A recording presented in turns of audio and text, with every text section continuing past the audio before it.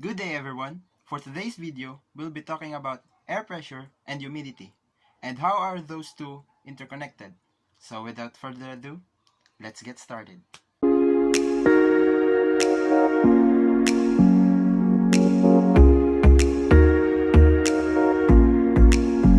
First, let us define what is air pressure.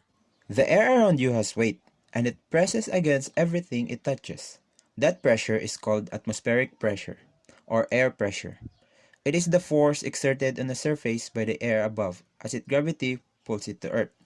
Or in other words, air pressure is the molecules of air being pulled to the Earth by gravity.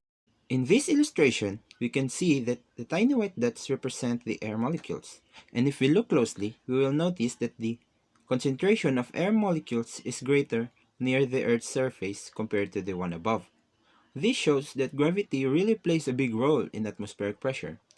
These differences of density of air results also in the difference in air pressure.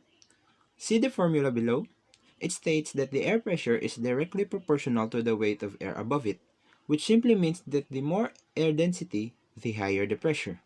In this next illustration, we will fully understand air pressure. It may look similar to the previous picture, but try to put yourself as the man standing below the mountain as well as above it. If you're below, you will feel pretty normal because your body is used to this amount of pressure. But if you climb a mountain, you will have difficulty in breathing because the density of air is lower compared when you're below. This problem results to the death of many mountain climbers. Since we're done defining air pressure or atmospheric pressure and understanding it, next is humidity. Humidity is the amount of water vapor in the air. If there's a lot of water vapor in the air, the humidity will be high. The higher the humidity, the wetter it feels outside.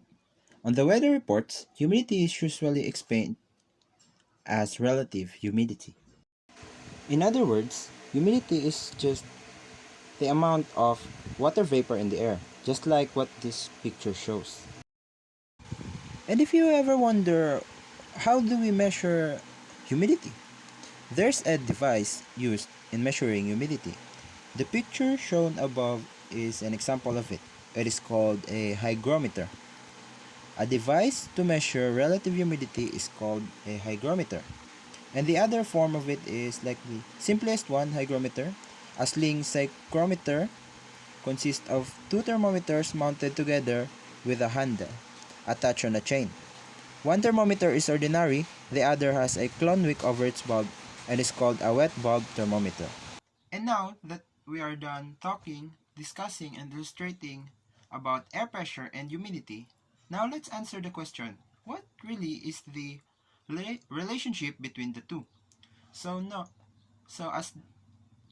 the answer is that as humidity increases, pressure decreases, since water vapor is less dense than dry air if both have the same temperature. The addition of water vapor decreases the overall density of the air, thus lowering its pressure. Or in other words, they are inversely proportional. But how does this happen, you might ask yourselves? This happens because the water vapor molecules don't travel far after a collision. So they collide more frequently, therefore as humidity increases or more water vapor in the air pressure decreases. And as humidity decreases, air pressure decreases. So I hope you understand and I add some knowledge to your mind, and thank you for watching. See you next time.